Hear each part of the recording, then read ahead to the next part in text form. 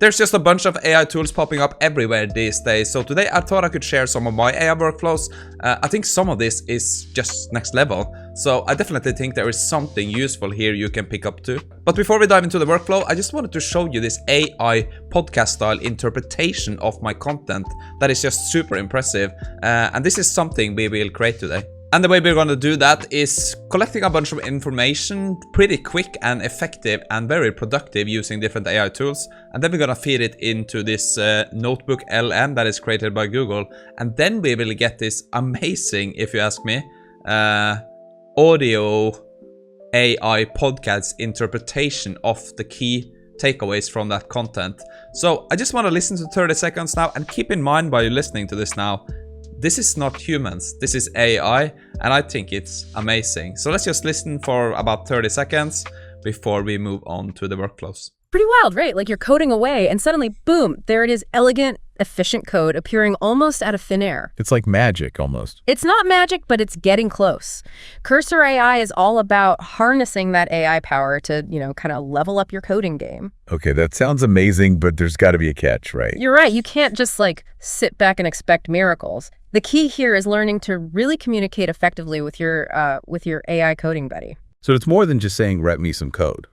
Way more. Think of it like this. You wouldn't just walk into a restaurant and tell the chef, make me dinner. Yeah. Well, I mean, I might, but I get your point. Right. You'd be specifically, what are you craving? What are your dietary needs? Maybe even, mention a dish you saw online that got you inspired. Oh, for sure. I'd be dropping hints about those truffle fries I saw on Instagram. Got to be specific. Exactly. And it's the same with AI coding. The more I can't just express how impressed I am with this, because when you watch the video now, this is all made up. I didn't mention to being in those analogies, so I'm just so super impressed by this. It's so, yeah, what do you call it? Human-like? I don't know. But now, let's just show you how I did this. So let's just get into it. To show off some of my workflows, I thought we could just set a topic for today. So that's going to be advanced prompting with Cursor AI. So sometimes I just start on Perplexity. I think this is a good AI options. You can have the pro version. I have the free version at the moment. So I'm just going to run a prompt, a list of the best tips on advanced prompting with Cursor. So let me just run this. And I just like this. I think it's super easy to use compared to Google. There's a bunch of other alternatives like Search GPT and a lot of different things, right? So we're just going to do this pretty easy. I'm just going to copy this, right? I'm going to go back. So I'm kind of leveraging Cursor here in a different way. I also like to use Cursor as a file editor, right? So let's just say perplex or something like that, .md. So I'm just going to paste in everything we find here. For now, I think we just remove the citations, right? And here we have, yeah, bunch of information. But what I like to do, I like to use Cursor for this. So you have to put on Cursor tab here so we can actually do some autocomplete. I'm just going to select the whole thing from Perplexity, Control K, and here I'm going to do like a prompt. So I'm just going to do rewrite information in a more structured format and remove any fluff. And for writing, I like to pick Claude 3.5 Sonnet, so we're going to do that.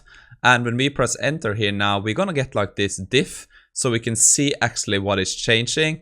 And you can see here, this is writing this in, yeah, kind of changing up kind of what we had. So I'm going to accept this, save it, and here we kind of have our first well-structured document here with some simple but powerful suggestions how to use Cursor when doing prompting on Cursor, right? So that is kind of one workflow I use a lot, from Perplexity into Cursor, rewrite, and I have kind of the structure here in Markdown format. I like this. I think it's super powerful. So let me show you kind of my second workflow. This is a bit different. Here I have created a script that can take a YouTube video and turn it into a transcript. So it's a super easy Python script. I can share it if you want. Just let me know in the comment section if you want this. So let's head over to YouTube. I search for All About AI Cursor just to use my videos in this video. So we can just copy, let's just copy this video. So this is a video I did on Cursor. We can just go back to my script.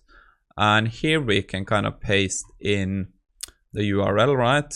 Let me save that. Let's clear this test here. And we can just run this now. So this is gonna fetch the video. It's gonna use Whisper to transcribe this into text. So we're gonna get some unstructured data that we can work more on. So let me just finish this one and we're gonna store that. Okay, so that was the video transcribed. So this was the first video. So now I can just grab this transcript here we have in this markdown. I just want to save it to transcript 1, right? Okay, so we have done that. And I want to clear this. I want to go back to my code here. And now I want to grab a second video. So yeah, I think I have a second video here on OpenAI. Copy the link, go back to my code here. And I'm going to paste in my second URL, right?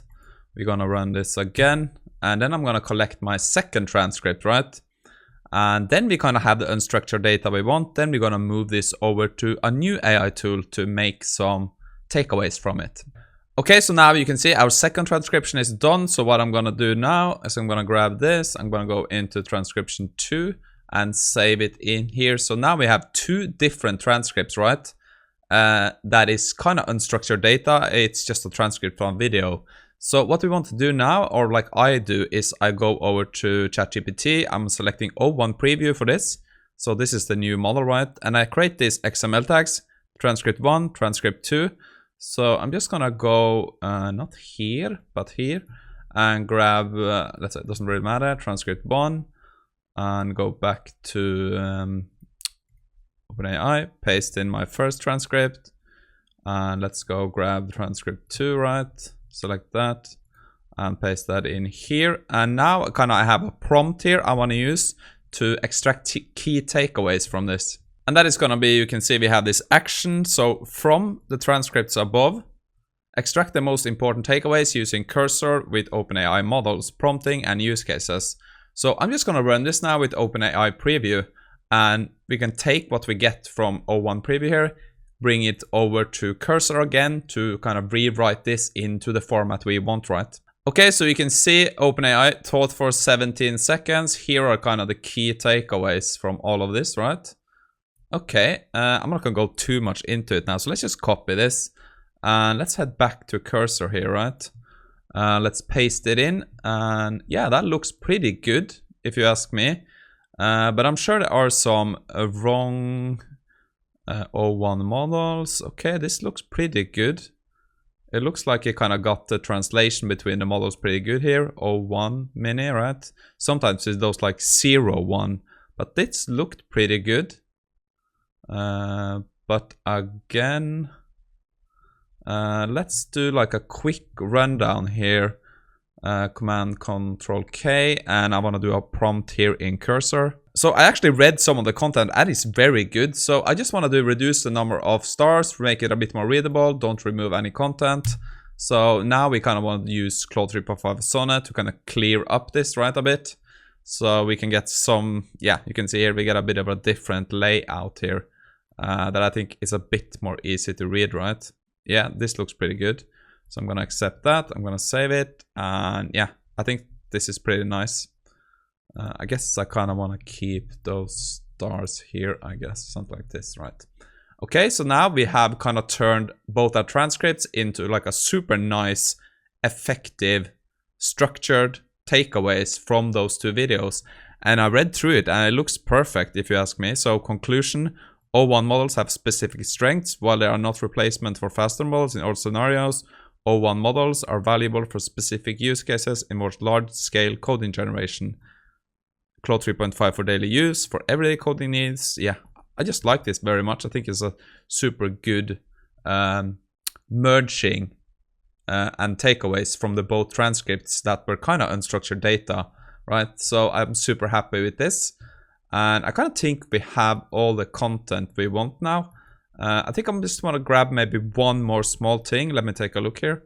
So I just want to include my own prompt guide that I have made. So these are 10 tips and some additional tips that I like to use when I'm doing prompting. So I'm just going to copy this. We're going to head back to kind of our file here. So I'm just going to do prompt guide, I don't know, .md, right? Paste it in and save it. So now I kind of have everything I wanted here, right? So we have the prompting guide, we have the transcripts, we have the perplexity extracted information. So I just want to move all of this into this file because I don't think we need to add so many files here. So let me just grab all of this, put it into one file, and then I want to show you NotebookLM. So now that we have our advanced prompting with Cursor AI file, I want to go back here. I want to go to notebooklm.google, right? And here we can click on try NotebookLM. Okay, so we're going to create a new notebook. So I'm just going to click on create here. And this gives us the options now to add different sources.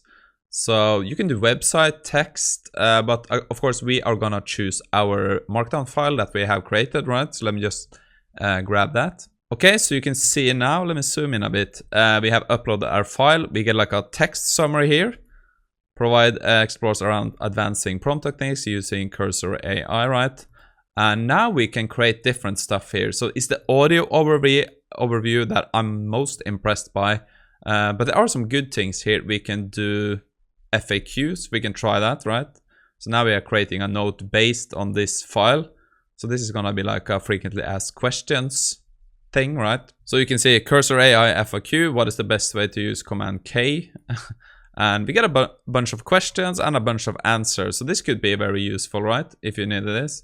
But what I wanted to do and what I think is so cool is this audio overview. So this is a lively deep dive discussions that summarizes the key topic in your sources. This is an experiment feature. Below are some notes to help you get started, right? Okay, so this looks pretty interesting. So we're just gonna generate this audio now. So this could take a few minutes. Sometimes it's like one of my creations was 15 minutes long. So we're just gonna let this cook and we're gonna come back when this is finished to have a listen to everything we kind of compiled into one file now, and how this will sound in an audio format, right? Okay, so the audio is done. You can see here it's 11 minutes and 12 seconds. So what I want to do now is let's listen to like 10 seconds. Then I can download this and I can slap some subtitles on, and then we can listen to 1 or 2 minutes of it just to see how it turned out and just to enjoy the experience of this. So let's listen to 10 seconds and then I'm going to take it and do some captions on it. Ever feel like, you're trying to speak AI, but it's like not quite fluent. You know what I mean? Like, there's more these tools can do, but you're just scratching the surface. Yeah, definitely. It's a learning curve for sure. That sounds great, right? I think it's pretty cool. But like I said, I'm going to download this and I'm going to slap some captions on it and then just listen to the first 2 minutes to see how it turned out. Okay, so here we have it. So yeah, you can see, put some captions on, some nice animation background, opacity. Now you kind of have a nice podcast. So if you want to drop out here, if you don't want to listen to it, I'm just going to listen a few minutes and kind of do my quick takeaways at the end. And you feel free to stay if you want to, but this is going to be the end of the video. If you're interested in hearing how it turned out, feel free to stay and we do a quick wrap up of this workflow, NotebookLM at the end. Ever feel like, you're trying to speak AI, but it's like not quite fluent. You know what I mean? Like, there's more these tools can do, but you're just scratching the surface. Yeah, definitely. It's a learning curve for sure. Totally. And that's what we're diving into today. We're talking about Cursor AI. It's like having this like coding buddy, but they also happen to be like this mind-melding AI. It's pretty wild, right? Like you're coding away and suddenly, boom, there it is, elegant, efficient code appearing almost out of thin air. It's like magic almost. It's not magic, but it's getting close. Cursor AI is all about harnessing that AI power to, kind of level up your coding game. Okay, that sounds amazing, but there's got to be a catch, right? You're right. You can't just sit back and expect miracles. The key here is learning to really communicate effectively with your AI coding buddy. So it's more than just saying, write me some code. Way more. Think of it like this. You wouldn't just walk into a restaurant and tell the chef, make me dinner. Yeah. Well, I mean, I might, but I get your point. Right. You'd be specifically, what are you craving? What are your dietary needs? Maybe even, mention a dish you saw online that got you inspired. Oh, for sure. I'd be dropping hints about those truffle fries I saw on Instagram. Got to be specific. Exactly. And it's the same with AI coding. So I'm just interested to hear now if they get into, remember we fed a lot of information about advanced prompting with Cursor AI. So I'm looking forward to see, I think they transition into this now. So this was more kind of like an intro, I guess. More specific and structured you are with your requests, those are called prompts. By the way, the better the AI can understand what you're after and deliver code that's not just good, but exceptional. So it's like treating my AI coding buddy like a 5-star chef. I can get on board with that. But how do I actually become a master at this whole prompting thing? Well, lucky for you, that's what we're diving into today. We're going to unpack some seriously powerful techniques you can use. Okay, so that was the intro. That was pretty cool. It seems like the audio's fading a bit, but let's keep listening. Like right away, even if you're totally new to AI coding. We're also going to be comparing different AI models like OpenAI's O1 models and the ever-popular Claude. But first, let's start with one of the most useful tricks I've found using XML tags in your prompts. XML tags. Is that like bringing us back to like the early 2000s? Kind of, but trust me, they're making a huge comeback in the AI world. And for good reason, they offer that structure and clarity that... Don't mind the captions. It was a bit rushed, I can see now. But XML tags, that's a good start. AI models really crave. So how does that actually work? Okay, let's say you're trying to, I don't know, create a function to calculate the factorial of a number instead of just typing out this long-winded request. Yeah. You could use XML tags to make it super clear, like this. Yeah. Write a function to calculate the factorial of a given number. So the AI sees that goal tag, and it's like, okay, I know exactly what they want. Exact. This is so impressive. It's just a perfect way of describing this. I'm just like mind blown here. It's like giving them signposts, makes your instructions crystal clear. And remember, our listener today is all about efficiency, and that's what good prompting is all about. This is giving me some serious, like, tidy code vibes, but for AI instructions. I like it. Okay, what other prompt engineering secrets can you let me in on? Okay, let's talk about the assign a role technique. It's pretty cool. It's based on the idea that by actually giving your AI a specific role, you tap into a different level of expertise. Okay, now I'm really interested. Give me an example. So imagine you're working on this really complex algorithm. You could start your prompt with something like this. Role, you're a senior software engineer specializing in algorithm optimization. So now my AI isn't just any coder. They're like the algorithm whisperer. Precisely. You're setting the context, right? And that... So they are kind of going through what was kind of clearly stated in the information we gathered from all our sources, right? So it's pretty cool. I can hear the audio is, but there's not a lot to pick on here, if you ask me. Helps the AI tap into a deeper level of knowledge. It can lead to some really impressive results. This is blowing my mind. It's like I'm giving my AI coding buddy a promotion before they've even written a line of code. But, what about those times when I'm feeling seriously overwhelmed by a project? Even with my AI assistant, right? That's where our next tip comes in. Breaking down the goal into smaller, more manageable parts. Yeah, I'm intrigued. Tell me more about breaking things down. So instead of throwing the whole project at your AI buddy at once, you're guiding them. I'm catching myself thinking, this is a real conversation. It's so believable. And they have this small, and I think that's pretty human-like, right? Step by step. You're providing really clear instructions for each stage of the process. Gotcha. So it's like giving them bite-sized pieces of the puzzle instead of the whole jumbled mess all at once. Exactly. And this is especially helpful for those complex tasks, right? It can really prevent errors and just make the whole thing less overwhelming. It's like project management, but for AI. I'm loving this. So we've got Cursor. You heard the laughter? So he is kind of making this small joke, and she's kind of laughing. Amazing. AI, prompt engineering, XML tags, role-playing. This is a whole new world of coding. But what about the AI models themselves? We've mentioned these OpenAI O1 models a few times. Yeah. What makes them so special? And how do they stack up against other models? So let's listen a bit about what I say about O1, Claude, and then we call it, right? Claude. Fantastic question. The O1 models, they are definitely fascinating and they really excel in certain areas. But just like choosing, the right tool for a job, selecting the best AI model really depends on the task at hand. So let's dive into the world of O1 models and see what they bring to the table. All right, let's dive into those O1 models. Are we talking the supercars of the AI coding world? They can be, for sure, especially for those, larger scale projects, the ones that need a lot of horsepower.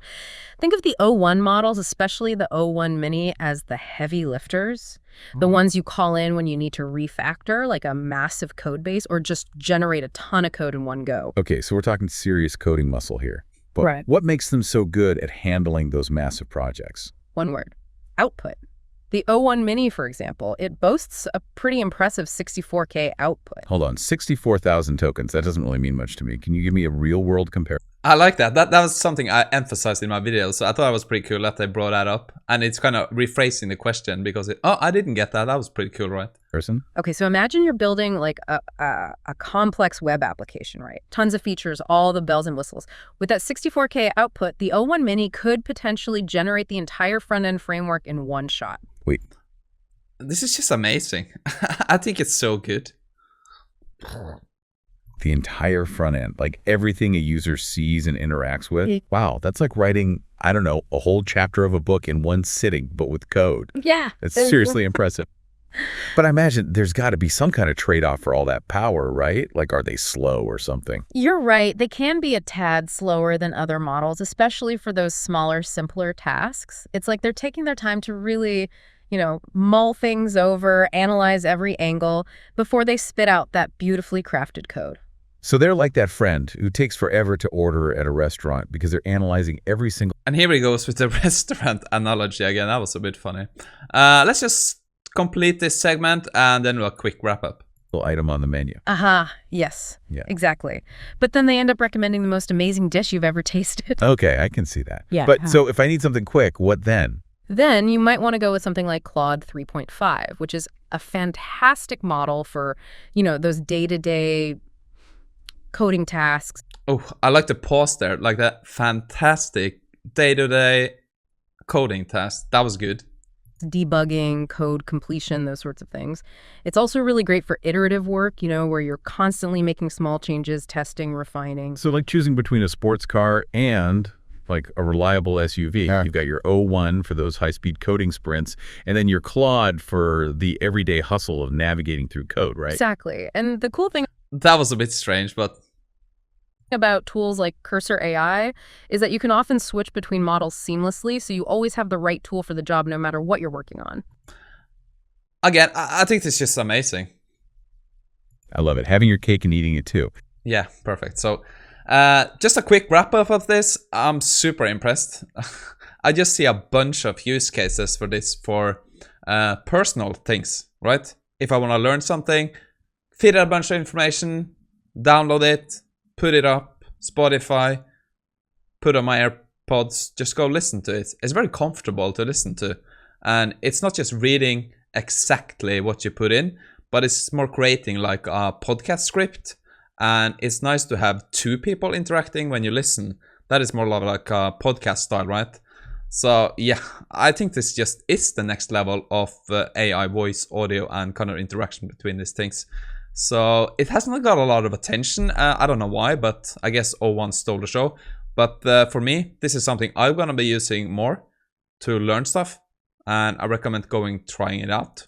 So pretty cool. But thank you for tuning in. Thank you for listening to me, watching my workflows and how I created this. So yeah, hope you enjoyed it, and we speak soon.